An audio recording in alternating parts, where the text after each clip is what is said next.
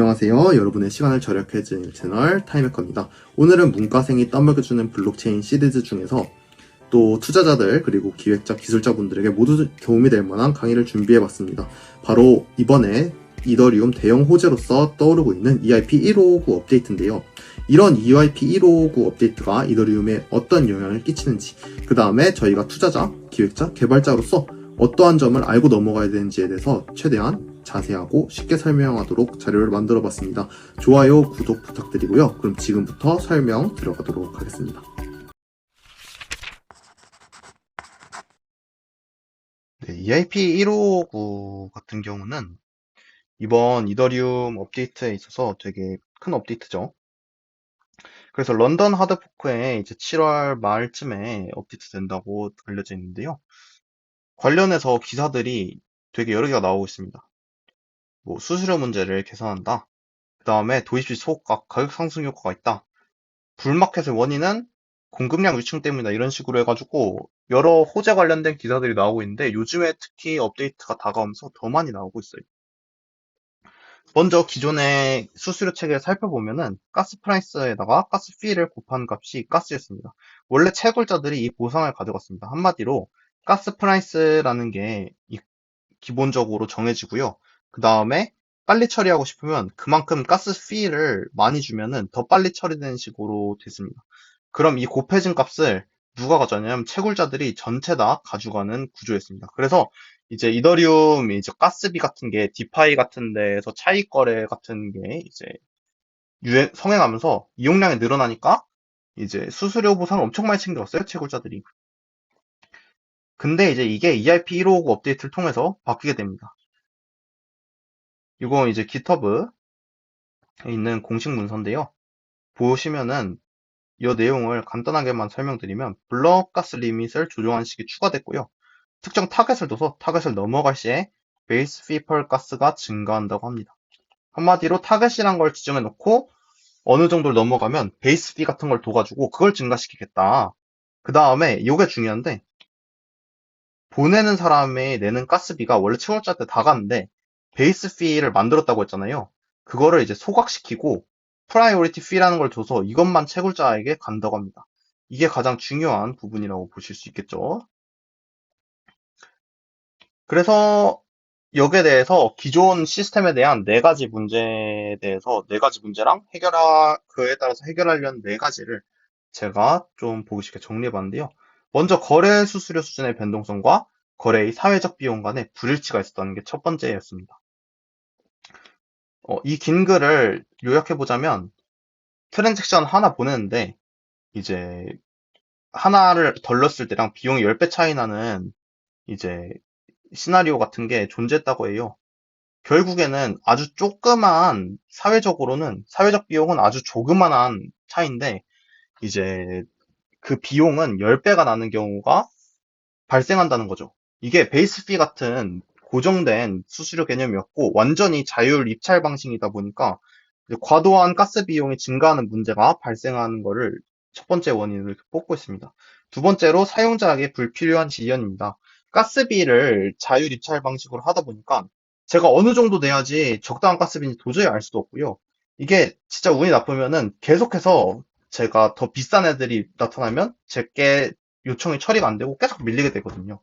그래서 이제 블록별 수요 차이를 충족시키기 위해서 블록을 더 크게 늘리거나 더 작게 낮출 수 있다면 그거를 왜 하지 않아야 되는가? 라는 질문을 줬을 때 이걸 해야 된다는 결론을 내렸다고 합니다. 그 다음에 최초 가격 경매의 비효율성 해가지고 최초 가격 같은 거를 경매부터 시작하니까 최초 가격부터 경매가 들어가는 거예요. 그렇게 되면 상대적으로 가스비가 높아질 확률이 높아지겠죠. 채굴자에게 유리한 수수료 관합이 발생하게 됩니다. 그래서 이번 업데이트에서 피해를 보는 건 사실상 채굴자들이라고 보시면 돼요. 채굴하시는 분들이 그래서 되게 안 좋아하는 업데이트지만 투자자들이나 개발자한테는 좋은 업데이트가 되겠죠. 이더리움의 희소성이 늘어나고 또 개발자 입장에선 그동안 골치를 먹었던 가스비 예측 문제가 훨씬 쉽게 해결되니까요. 그 다음에 블록 보상이 없는 블록체인의 불안정성이라고 보는데 비트코인 같은 경우는 나중에 반감기를 계속 거쳐가면서 양이 줄어들게 되면은 결론적으로 수수료만 가지고서 체인이 돌아가야 됩니다. 하지만 이런 채굴 관련된 체인에서는 셀피시 마이닝 어택이라고 해가지고 블록을 여러 개 채굴을 해놨다가 발표를 안 하고 한 번에 발표를 해가지고 공격하는 방법 등 여러 문제 취약점이 있어요. 그래서 이런 셀피시 마이닝 공격 같이 이제 여러 문제가 있다고 합니다. 그래서 수수료 보상만을 장기적으로 챙기는 체인들은 불안정성이 있다 해가지고 이런 베이스 피 같은 거를 도입해야 살아남을 수 있다라고 생각해서 이러한 이유 때문에 이제 공식 문서에서 공식적인 제안에서는 ERP 1559를 제안하게 됐고요. 또 트랜지션 수수료 예측 가능하게 한다. 그다음에 확정까지의 딜레이를 줄인다. 이제 예측 가능한 수수료가 업데이트 되겠고요. 그 다음에 트랜지션 확정까지의 더 딜레이가 줄어들게 되겠고요. 자동화된 비딩 시스템을 쓰게 돼서 그래서 베이스 피라는 걸 자동화적으로 조절시켜가지고 유저 익스피리언스를 증진시킨다. 기존에 메타마스크 같은 지갑을 쓸 때 이제 가스피 같은 걸 어떻게 할지 설정하는 값이 계속 들어가야 됐어요. 근데 이게 UX 관점에서 보면은 되게 비효율적이거든요.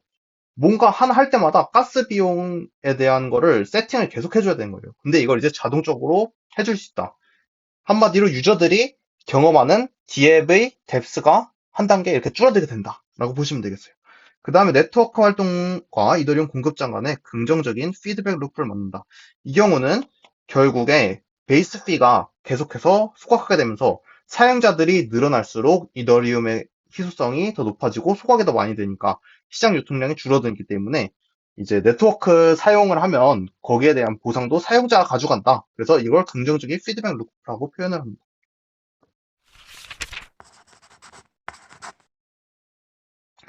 그럼 이런 베이스 피에 대해서 먼저 살펴보도록 하겠습니다. 베이스 피는 이번 업데이트를 통해 새로 나온 개념인데요.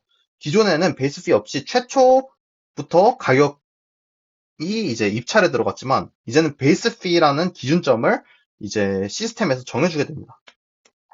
이런 베이스 피는 블록마다 적용되는데 이더리움 네트워크 상태에 따라서 올라가거나 내려가는 구조를 취하게 됩니다. 베이스 피와 함께 블록의 이제 용량 같은 경우도 변화하게 되는데요. 네트워크 자원의 50% 이상이 사용될 경우 블록의 용량이 커지고요.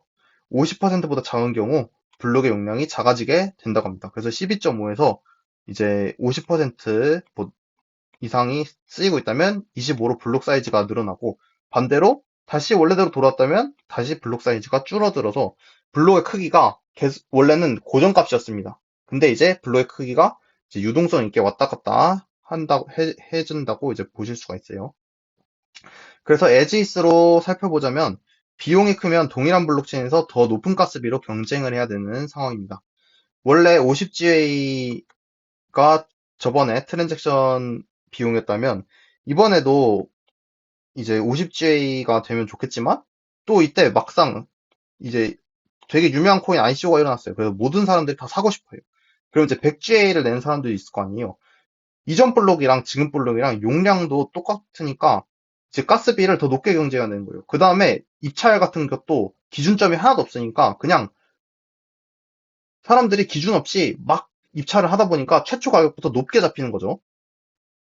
하지만 EIP 159가 도입하게 되면은 이제 베이스 피가 정해진다고 했죠. 그래서 기준점이 먼저 잡히게 됩니다.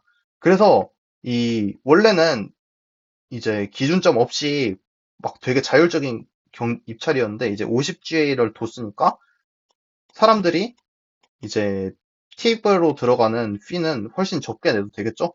그 다음에 블록 사이즈를 사용자가 늘어남에 따라서 두 배로 일시적으로 올려줬습니다. 그럼 트랜잭션을 두 배로 처리할 수가 있어요. 그럼 더 많은 트랜잭션이 처리되니까 가격 경쟁은 더 낮아지게 되겠죠. 그 다음에 나중에 또 사용자들이 확 줄었다. 그러면 다시 줄어듭니다. 계속 늘면 계속 늘려 있고. 그래서 사용자들이 없을 때는 블록 사이즈 리밋을 줄여두고 사용자들이 늘어날 때만 블록 사이즈 리밋을 일시적으로 증가해주는 식으로 해서 이제 가스비 같은 거를 이제 폭이 왔다 갔다 하는 걸 좀 안정화시키는 업데이트라고 보시면 되겠습니다. 그 베이스 피라는 것도 한 블록당 최대 12.5%만 증가시키게 했다고 합니다. 기존에는 블록 가스비에 대한 증가폭에 대한 제재 같은 게 전혀 없기 때문에 이제 기준점도 전혀 없었고 했기 때문에 진짜 들쭉날쭉해서 서비스를 기획하는 입장이나 개발하는 입장, 그 다음에 사용하는 사람 입장에서도 뭐 디파이 같은 걸 하고 싶어도 사람들이 몰리면은 수수료 가격이 뭐 천문학적으로 나오게 됐습니다. 근데 이제 가스비가 급등하는 게 베이스피 같은 거를 이제 한 블록당 최대 12.5%만 증가시킬 수 있게 제한을 둠으로써 이렇게 왔다 갔다 했던 걸 더 변동폭이 적게 만들어주는 역할을 얘네가 한다고 보면 되는 거죠. 그 다음에 이게 채굴자한테는 되게 악재인데 기존에 채굴자들이 이걸 다 가져갔어요. 근데 이제 베이스 피랑 마이너 팁을 나눠서 베이스 피 같은 경우는 소각을 시켜버리고요. 마이너 팁은 이제 채굴자들이 가져가는 구조를 띠게 됩니다. 그리고 또 피캡이라는 값을 새로 설정해가지고 이건 새로 나온 개념인데요. 피캡을 설정해서 특정 값 밑에서만 트랜짓 실행하도록 만들 수도 있습니다. 그러니까 어차피 가스 같은 게 네트워크 자체에서 조정을 시켜주니까 아, 나 이거 이상으로 가스비를 안 쓰고 싶다 하는 피캡을 두고 트랜지션을 보내면 그 네트워크가 안정화됐을 때 트랜지션이 처리가 되는 거예요. 그동안은 그냥 무작정 기다려야 됐었는데 이제는 이제 피캡 같은 걸 둬가지고 이제 내가 원하는 값에 이제 트랜지션을 실행할 수 있게 된 거겠죠. 그 다음에 베이스 피가 이렇게 소각이 되고 마이너는 마이너 팀만 가져가는 구조로 바뀌게 됐습니다. 그래서 채굴자 경우는 이제 불만이 되게 많겠죠. 그래서 이번에 채굴자들이 이더리움 클래식으로 많이 옮겨갈 거라는 전망이 많습니다.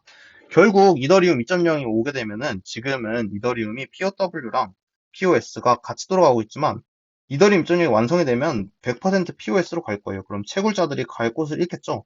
이제 그런 채굴자들이 이더리움 클래식으로 가면서 이더리움 클래식으로 간다는 예측이 나오면서 이더리움 클래식의 가격이 오르고 있습니다. 기존의 이더리움 클래식이 이제 51% 어택을 몇 번 당했다고 해요. 이게 탈중앙화가 덜 이루어져서 그런 거거든요. 근데 이더리움인 채굴자들이 거기를 유입되게 되면 거기 탈중앙성이 높아지게 되니까 체인이 더 안정성 있게 되겠죠. 그래서 이더리움 클래식의 가격이 또 오른다고 합니다. 뭐 실제로 오를지는 모르겠지만 그렇게 보시는 분들이 많이 있어요. 네, 그래서 이더리움 같은 경우는 계속해서 소각되고 어차피 채굴자는 나중에 없어지기 때문에 채굴자들이 이렇게 결국에는 딴, 다른 채굴하는 쪽으로 떠날 거다. 네, 이런 걸로 장기적으로 또 보실 수가 있겠고요. 그래서 두 개의 가장 큰 변화를 뽑자면 지갑의 사용자 편의성 개선이라고 생각합니다. 요건 되게 UX적으로 유저가 경험하는 이제 서비스 단계가 한 단계 줄어든 거니까 되게 큰 업데이트가 된 것 같고요. 그 다음에 이더리움 사용자가 많아질수록 그 희소성이 더 높아지게 됩니다. 이 부분도 매우 중요하다고 볼 수가 있겠습니다. 그래서 네트워크가 더 많이 활동하면은 이더리움이 더 많이 소각되고 그 말은 시장에 유통되는 이더리움 물량이 줄어든다고 보실 수가 있겠습니다.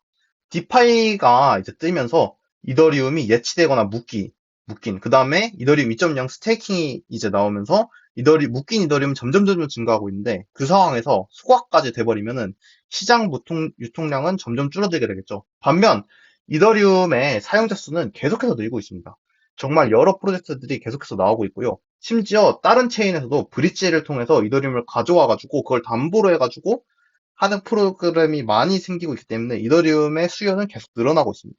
이렇게 계속 늘어나게 되면 결국에 이더리움이 소각이 더 많이 되겠죠. 아무튼 이더리움을 기술적으로 봤을 땐 그래서 EIP159는 가스비 안정화 솔루션이라고 보시면 되겠습니다. 가스비 절감 효과도 어느 정도 있겠지만 이건 시간이 지나면 사라질 거라고 보고요. 대신 가스비가 들쭉날쭉했던 게 안정하고 예측 가능하다. 그 다음에 지갑 사용자 편의점 개선된다.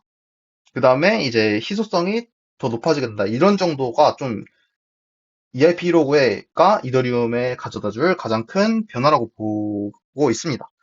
그럼 가스비 절감은 누가 해주냐? 결국 이더리움 2.0이랑 레이어 2가 해줘야 됩니다. 그래서 런던 하드포크 때 있을 롤업 같은 경우가 이 레이어 2에 해당되는데 가스비 절감을 이제 2.0이나 레이어 2가 해결해주고 가스비 안정화가 EIP159를 통해서 되면 이더리움은 진짜 기존에 되게 문제가 많았는데 그럼 가스비 관련된 문제가 싹 해결되게 되겠죠.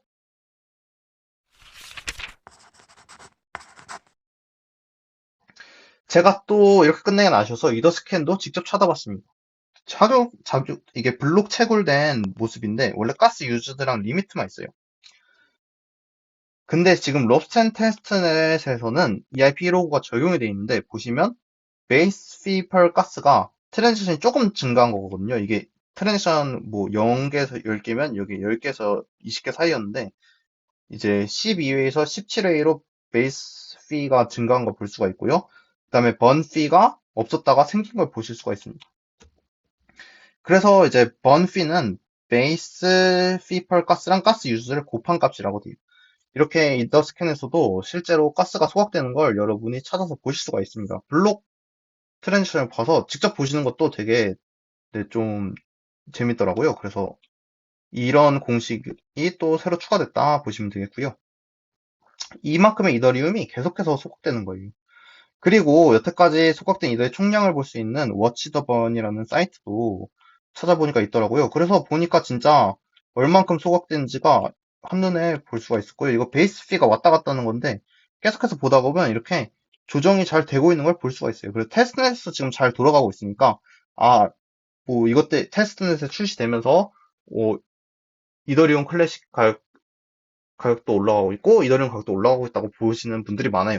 근데 실제로 이제 업데이트가 되면은 뭐 가격이 오를지 내릴지는 모르겠어요. 얼만큼이 거품인지 모르니까요. 하지만 확실한 건 이더리움의 유통량은 점점 줄어들게 될 거라는 점. 그래서 업데이트가 성공적으로 이루어지고 체인도 제대로 작동하게 되면 유통량은 점점 줄어드니까 기존의 비트코인이 희소성으로 가지고 있었던 가치를 이더리움은 오히려 플러스 알파로 비트코인이 반감기를 통해서 플러스 되는 양이 줄어든다면 이더리움은 어느 순간부터는 사용량이 많아지게 되면 유통 물량이 오히려 줄어드는 더 희소성이 빨리 생기는 그런 업데이트라고 보시면 되겠습니다. 그래서 이번 EIP 159 업데이트가 너무 중요하다 보니까 설명 시간이 좀 길어졌는데 이 부분은 꼭 알고 넘어가셨으면 좋겠고요. 앞으로는 더 전문성 있고 더 여러분들이 알아야 할 최신 트렌드 위주로 컨텐츠를 더 만들어서 올려보도록 하겠습니다. 네, 그럼 오늘 영상 시청해주셔서 감사하고요. 구독, 좋아요 부탁드립니다. 감사합니다.